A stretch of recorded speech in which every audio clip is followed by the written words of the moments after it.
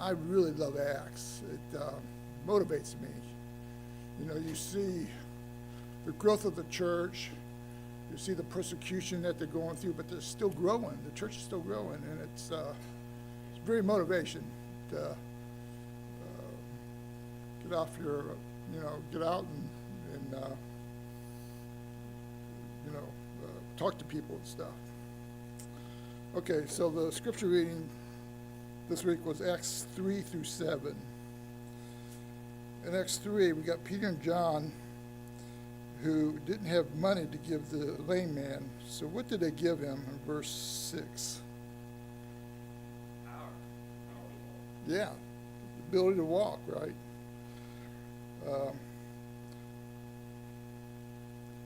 Where was Peter at when he began preaching to the people who were following him after he healed the lame man? He was in the temple, but what part of the temple? Verse 11. Solomon's porch, yep. Chapter 4. He was greatly disturbed by Peter and John's teaching and had them arrested in verse 1. Yeah, Sadducees, priests, captains.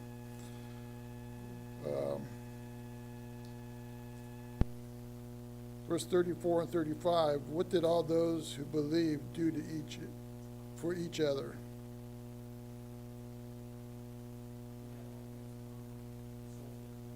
Yeah. And that motivates me to help those that are in need. You know, when you see they were selling their land, their houses, and possessions and stuff, and helping each other, you know, that's a motivation to me to I don't give much to the guy that's on the corner, but I usually try, if I had some change, give him a $5 or something. And I'm thinking about that guy at the corner, need money for food or whatever. He had the sign up. I'm thinking about him, and he's probably making more per hour than I am, but, it's a need. And a lot of people think it's a gimmick, but they don't give it to them. But you know what? $5 isn't going to kill me. So what did Barnabas do in verse 37, chapter 4?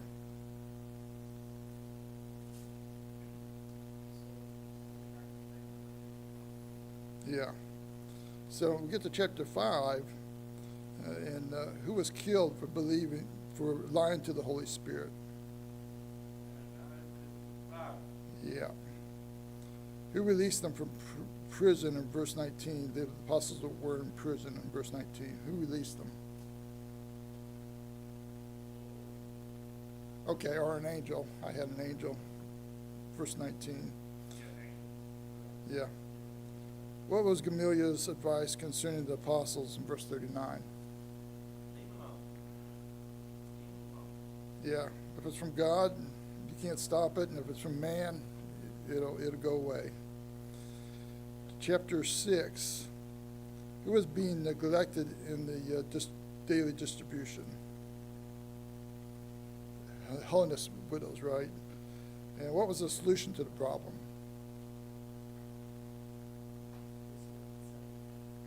Right, to take care of the problem. And that's the first place where we see actually the work of a deacon.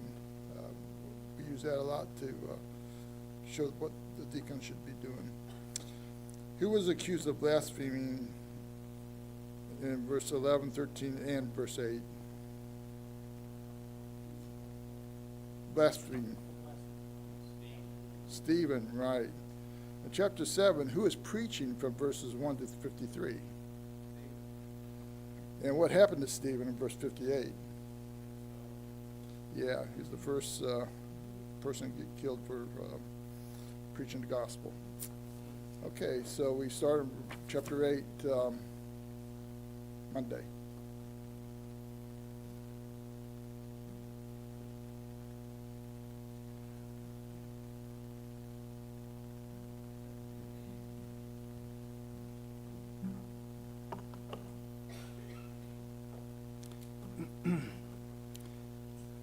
Okay, we're going to study today Elijah.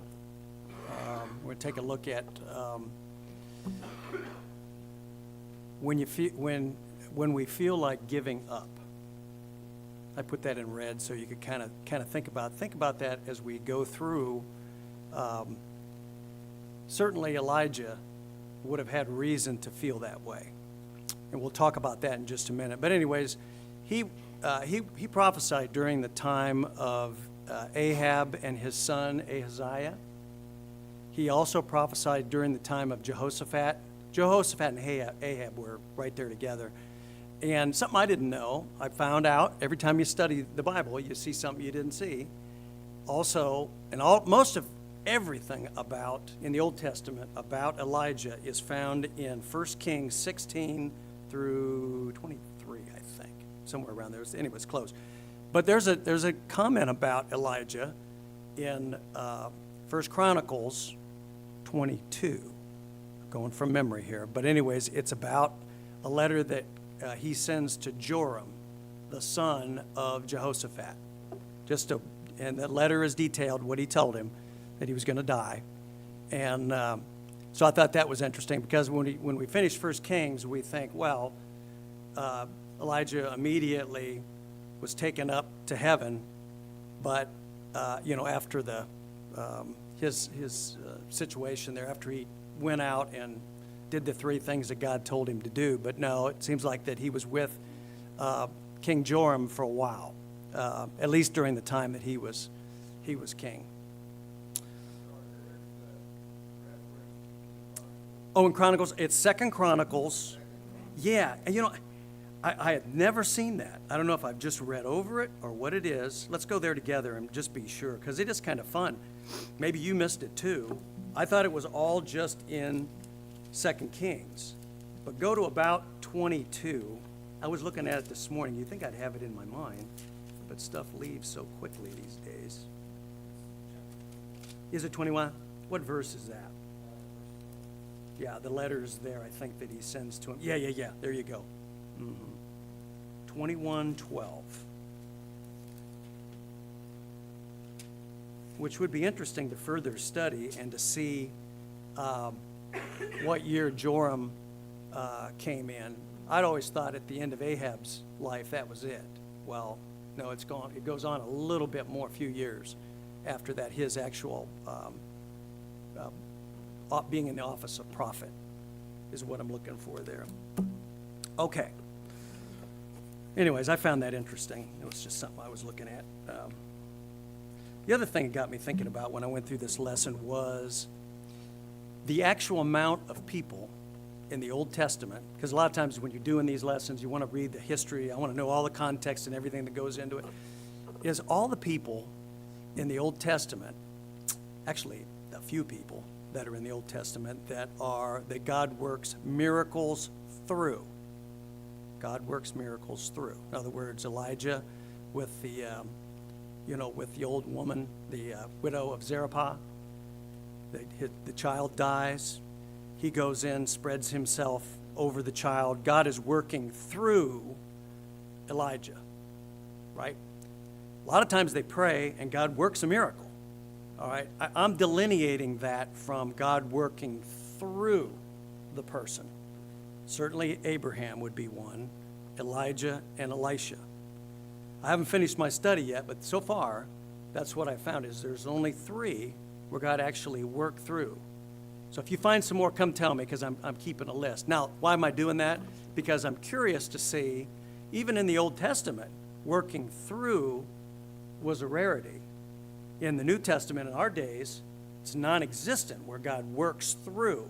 You pray for a miracle if you've got a health problem. You pray for God for a miracle, and of course, we wouldn't pray if we didn't think it would happen. Did he? What was the one? When did he do? When did God do a miracle through Moses? Oh, striking the rock. Yeah. You're right. That were given to him where he threw down the snake and Yeah. put his Yep. hand in his side and all that. Yep. All that stuff. Mm-hmm. But if you think about it, the only reason I'm thinking that is because I'm trying to, a lot of times we have people at the mall that are trying to tell us that there are miracles today, that God works miracles through other people. That's constant. But if it was rare in the Old Testament and it's non-existent, why should we be surprised if it's non-existent today? Again, we pray knowing that God will heal us. I'm not short-setting God. I'm just saying God does not work through a healer today. But during that time of the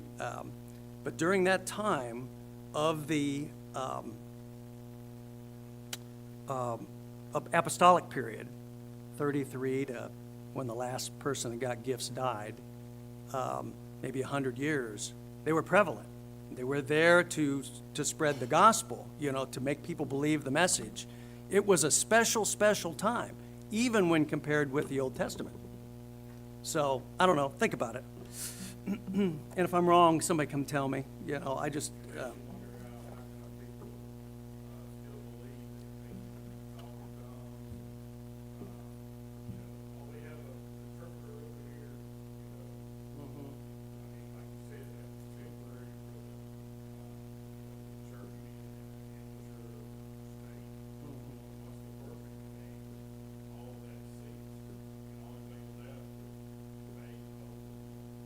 or the lines queuing up before Benningham or whatever, and he's healing people.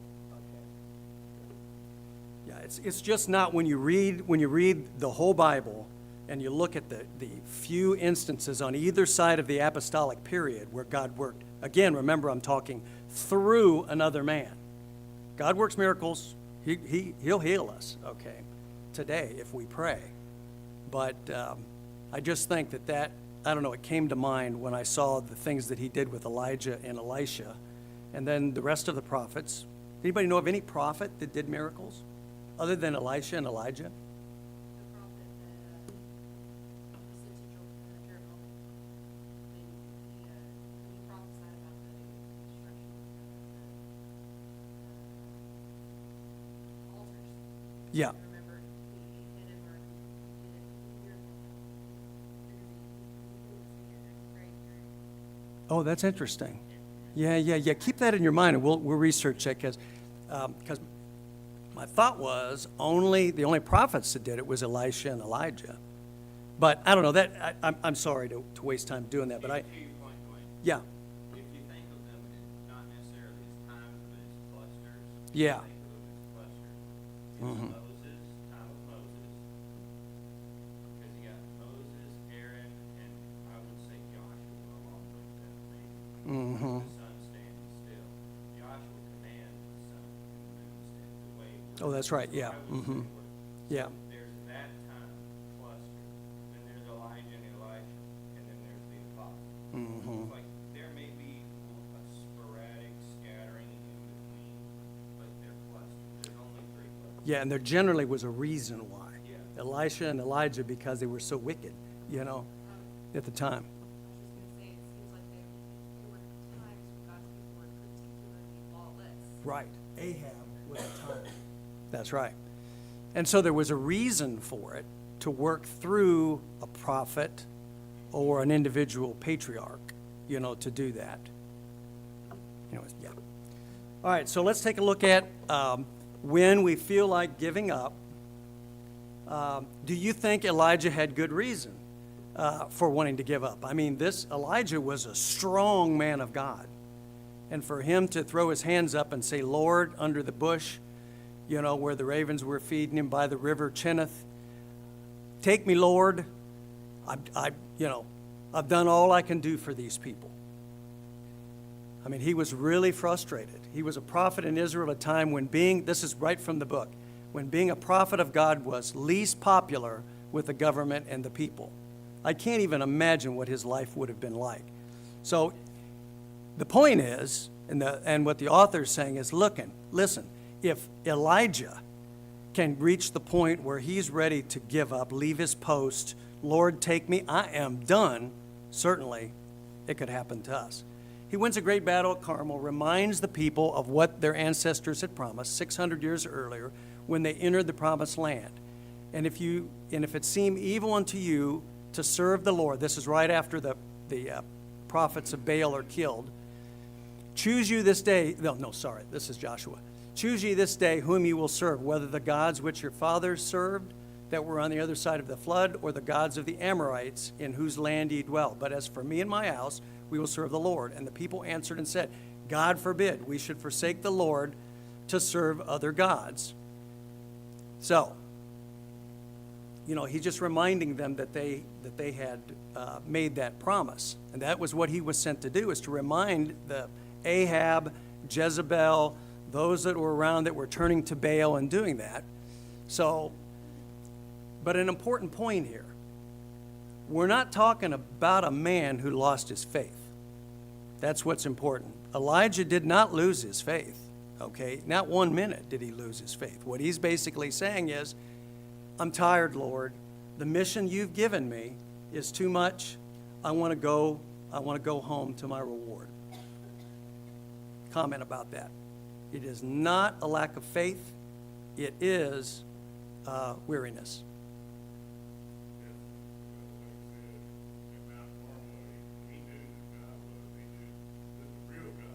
Yeah. Look at the miracles that he did prior to that.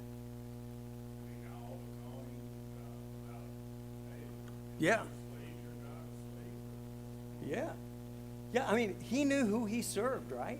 He knew God. The Lord and Elijah had direct conversations. His word controlled the rain. Ravens fed him. I don't know the last time you had ravens come rolling up with some meat in their mouth. I'd have some concerns with that, I think. The widow of Zarephath, and then finally Baal and Jehovah Test at Mount Carmel, which was a major event. And I'm sure that's just the highlights. There were many, many, many more things that that the Lord did to support Elijah in his difficult time prophesying to Israel at a time when it was really bad. Yeah. The other thing I think about when I see those and the fact that he decided to vacate his post is the strength of the woman Jezebel. She must have been powerful. That's all I can say. She must have been one force to reckon with. Remember, she was the daughter of the king of Zidon. So she's a strong woman. And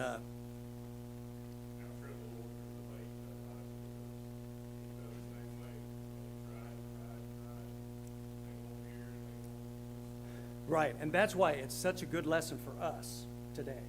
It's the same thing. That can happen to us. We go and teach people, we show them book, chapter, and verse, and we spend time with them, become their best friend, do stuff for them, and yet you can't get them to come to church.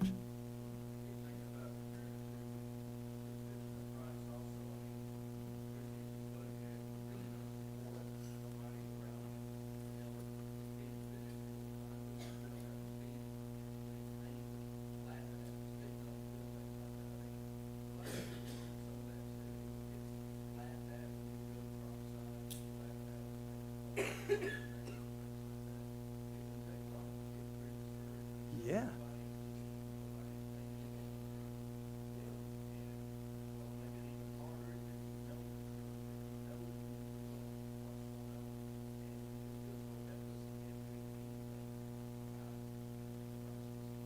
So when you're doing your work in the kingdom, it's good to keep Elijah and what he went through, because what you're going through ain't nothing, right, compared to what he obviously went through. Yeah, Jonathan. I want to make a little quick observation about him saying about Elijah just being so tired of what's going on. He kind of just needed to eat and sleep. You know what I'm saying? Like, I think this is, like you said, it's not necessarily a lack of faith that he's showing here. He's exhausted, worn out, and hungry. So when you come to verse 4, it says he went a day's journey in the wilderness,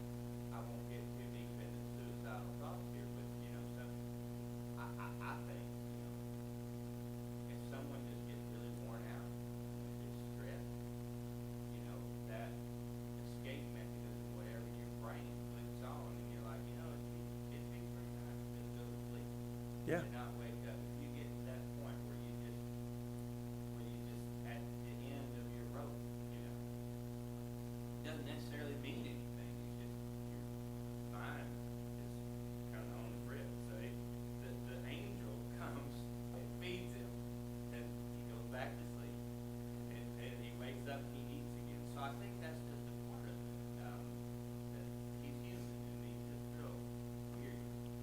So as workers in the kingdom, Yeah. we need to take care of ourselves because the Lord counts on us. And sometimes when we're just having a hard time, maybe we just need to eat and sleep. Maybe that's all it is, you know? Yeah. Cancel that week's Bible classes, just so you can rest a little bit. Yeah. A little bit. I mean, it gets weary. It sure does, Other comments about that? I saw some other hands. Anybody else? So, yeah, again, he's not lacking faith here. He's a strong man. He believes he's a servant of God, and he's one we look up to. We want to reach that level where we have that kind of endurance.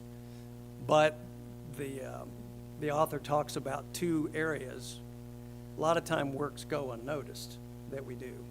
And by that, I would put under, any kind of works that we're doing in the kingdom. We might be fervent in doing them. No one even says a word or, anything about it or a word of encouragement. Of course, we aren't to do works to be seen, right? That's a point that'll come up here in a little while. But the other one is numbers don't matter. Whether the work bears fruit or not, if you're not bearing fruit, change your approach a little bit, do that, work that. I'm not saying don't do that, but don't be super sad if your work hasn't borne fruit yet. Yeah.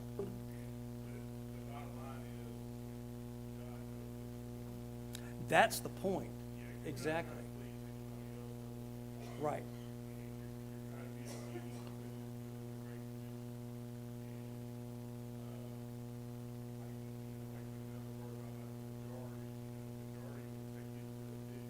Yeah. And these are two very things that Elijah talked about, things that he said, that were causing difficulty. I mean, all these children of Israel, they will not listen to me. They rush off whatever day it was to go worship Baal, off they'd go, And then sometimes they'd offer sacrifice to God, Chris.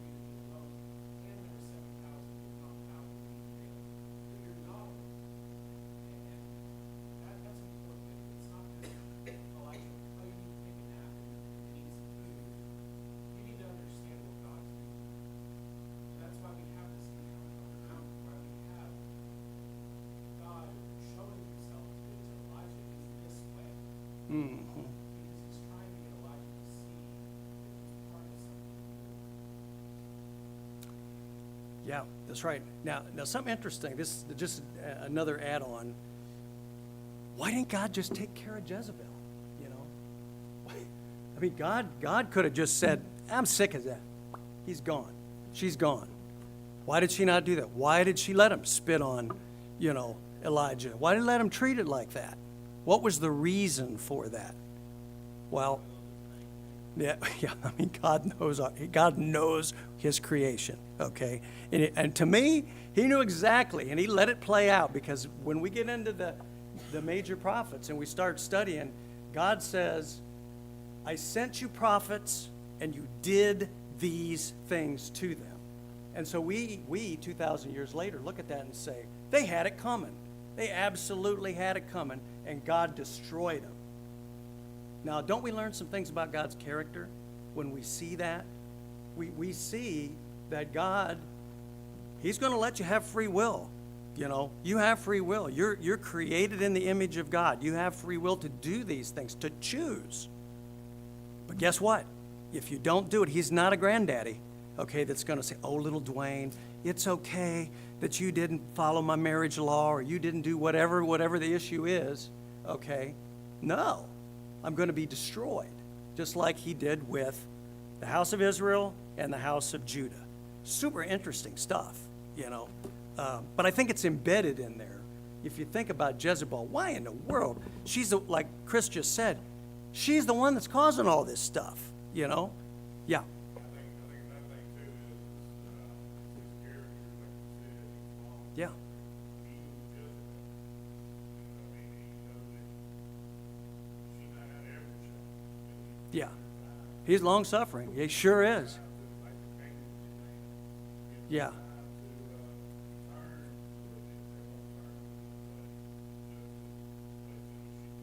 Oh, she sure did, didn't she? In a dramatic way. What was left? Her hands and feet. I think that was the only thing that was left by the wall. Yeah, it was pretty bad. Yeah, we could go into detail.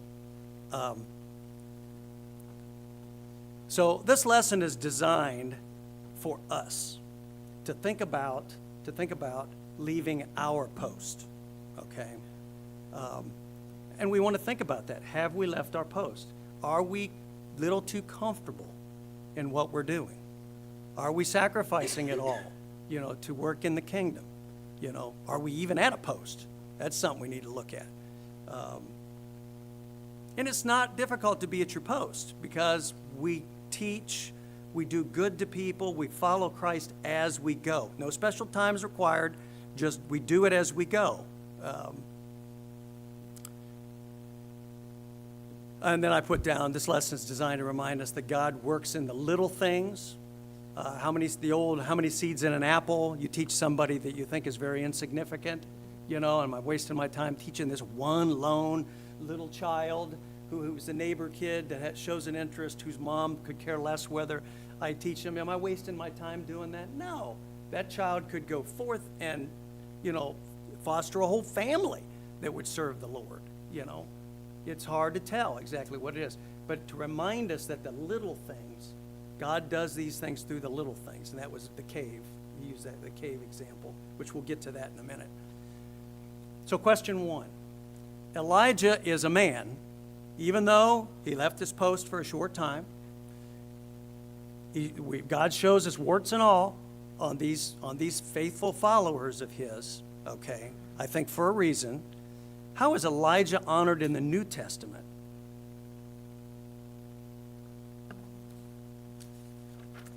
Okay, I'll show you the verses. Then we can kind of talk about those. Yeah. He's on the Mount of Transfiguration. Yep. That's Mm-hmm. where he can lead through the people right there. I put, he's an earnest example of effective prayer. That's in James. What Jonathan just talked about is in, oh, good, yeah, I didn't write it down. And then, John, what is that?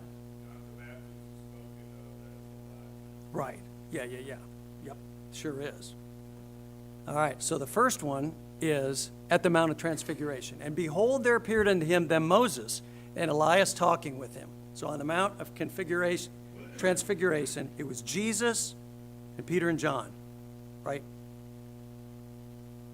Was it? I think it was. I don't think James was there. I think it's just Peter and John. Chuck, you're thinking hard. Anyways, we know it was Peter and John, and maybe somebody else. Anyways, behold, there appeared unto them Moses and Elias talking with him. And then verse 11 says, and Jesus answered and said unto them, Elias truly must first come and restore all things. But I say unto you that Elias is come already, and they knew him not, but have done unto him whatsoever they have listed. Likewise shall also the Son of Man suffer of them. So he's compared to John the Baptist, and John the Baptist, who the Lord says is the greatest, but is not greater than those in the kingdom of heaven. Go ahead, Chuck. Okay. Yeah, thanks. Yeah, I was thinking maybe I was wrong there.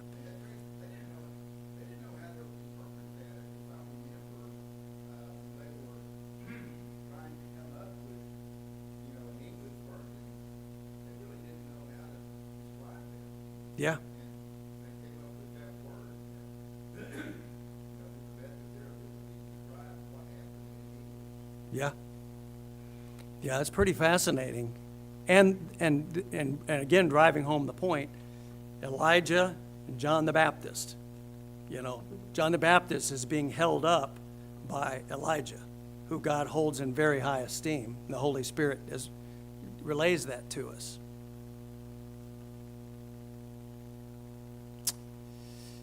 I just put this in here because we got people telling us that John the Baptist wasn't the Elijah that was spoken of in Malachi. I don't know if you've run into that before, but I have. Verily I say unto you, among them that are born of women, there hath not risen a greater than John the Baptist. Notwithstanding, he is the least in the kingdom of heaven. And he is greater in the kingdom of heaven, and the least in the kingdom of heaven. I think I used the wrong format again. Man, I can't believe I keep doing that. And from the days of John the Baptist until now, the kingdom of heaven suffereth violence, and the violent are taken by force. For all the prophets and the law prophesied until John. Here's the key point. And if ye will receive it, this Elias, which was for to come, he that hath ears, let him hear. So Jesus is telling us that John the Baptist is the Elias which is to come. I don't know how much plainer you get than that. Okay, but yet people say, oh, no. That Elias is yet to come in the future. It is. That's exactly what it is. You're not focused, I am, on that. Ryan? I'm trying to think, there's another passage, and I was thinking Elijah's in Revelation, but that's what people say, one of the olive tree things, that's what the premillennialists say. Yeah, is right. that Elijah's there, that's okay. He's one of the witnesses, one of the two witnesses. Yeah. Yeah. So anyways, if you run into that, don't put up with that for 1 minute. Go straight to Matthew 11 and show them. Jesus said that John the Baptist was then, and that equates the kingdom coming and all that stuff was rolling together, okay? The very last thing we get in Malachi before we enter the 400 years of silence is this comment telling us, guess what? There's one coming. Elias is coming, and that's going to mark the beginning of a whole series of events. Ryan, go ahead. Oh, I thought you had something. Yeah, I used the wrong format again. Man. Okay. So the second example that shows how great Elijah was when Jesus came into the coast of Caesarea Philippi. He asked his disciples, saying, whom do men say that I, the Son of Man, am? And they say, some say thou art John the Baptist, some Elias, and others Jeremiah or one of the prophets. Okay. So he's being equated there with Jesus. Okay, some say that the things that Jesus was doing, his presence, reminded them of Elijah. Or they were saying that this is Elijah come back, which was prophesied in Malachi, right? And also in Deuteronomy. Moses makes reference to one that's going to rise up like him. An example of earnest and effective prayer. Elias was a man subject to like passions as we are, and he prayed earnestly that it might not rain, and it rained not on the earth by the space of 3 years and 6 months. So through his prayer, his earnest prayer, there was no rain, just like he had told Ahab, you aren't getting any rain. We need this place to get cleaned up. It's a mess. And it's not going to rain for it. Of course, it didn't work, but God knew that.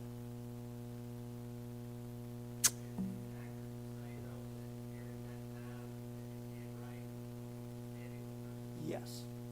Yes.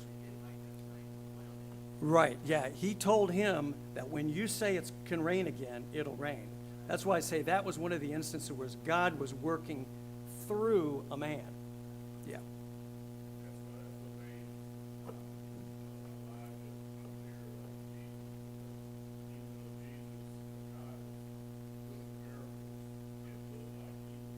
Yeah, that's right. That's the difference. I mean, we got to remember, God, why would it make any sense to pray if we didn't believe God was going to intervene? The difference is working through a man. Okay. Question 2. What were the spiritual conditions in Israel when Elijah did his work?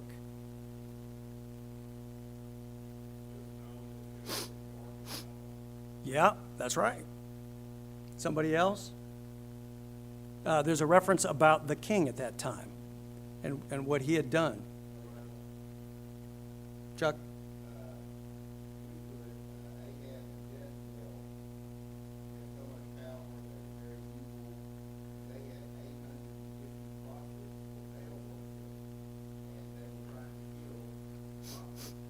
Yeah. Yeah, Obadiah. He hit 100 of them, didn't he? Jonathan, what'd you have? Oh, I just, you were asking a question Yeah. about, I think said, no one like Ahab sold himself to Yeah, that's what I've got as number 1. Ahab did evil above all that went before him, including the sins of Jeroboam. And then bringing the woman Jezebel into the mix made it really bad too. Yeah, so then, several times over in Israel, it said somebody became king, and he was wicked, but not like Jeroboam. He wasn't as bad as Jeroboam. He was bad, not as Jeroboam. Now we got a new standard.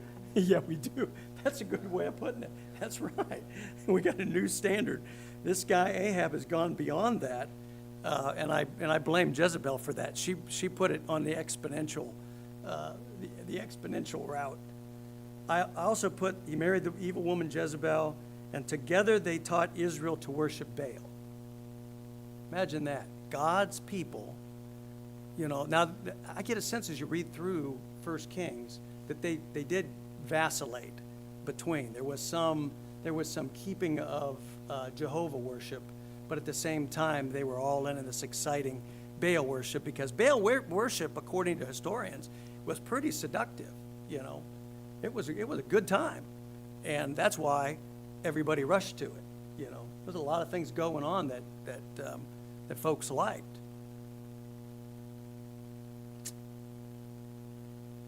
Why was Elijah in a foreign land for 3 years?